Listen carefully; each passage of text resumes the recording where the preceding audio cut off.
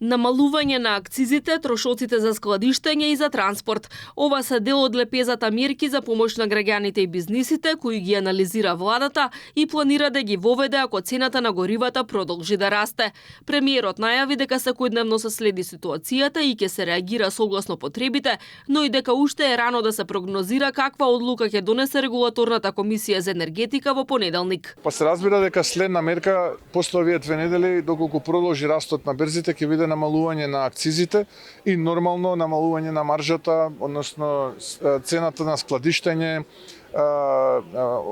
транспортните трошоци така натаму. Така да тоа би била веќе следна мера. Активно се контролираат и маркетите и продавниците. Премиерот информира дека државниот пазарен инспекторат на терен ги чешла трговците со 30 тимови на инспектори кои проверуваат дали цените неосновано се зголемуваат и дали се трупаат залихи по стари цени за да се продаваат поскапо. Граѓаните претходно алармираат дека од стартот на кризата на Блискиот Исток поскапеа јајцата, маслото за јадење и совместнатите производи.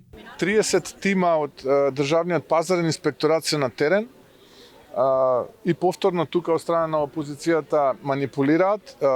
Различни типови на маркети се посетуваат, апсолутно се гледаат сите трошоци и врз основа на тие трошоци носиме стратегија и политика. Нормално таму каде што ќе видиме дека постои непазарно несување, така да го наречеме, ќе делуваме како влада. Инаку и аналитичарите и препорачаа на владата да внимава кога ќе воведе нови мерки против поскапувањата, бидејќи тоа ќе значи и пониски приходи во државната каса. Тие сметаат дека мерките треба да вклучуваат намалување на акцизите кои изнесуваат 22 денари за бензините и 15,5 денари за литар дизел, како и помош за најранливите категории граѓани кои се и најмногу погодени од растот на цените.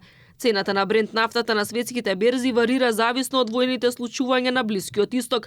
Во моментов изнесува $111 за барел, што е за $8 поскапо од пред една недела, кога владата одлучи да го намали ДДВ-то на горивата од 18 на 10%.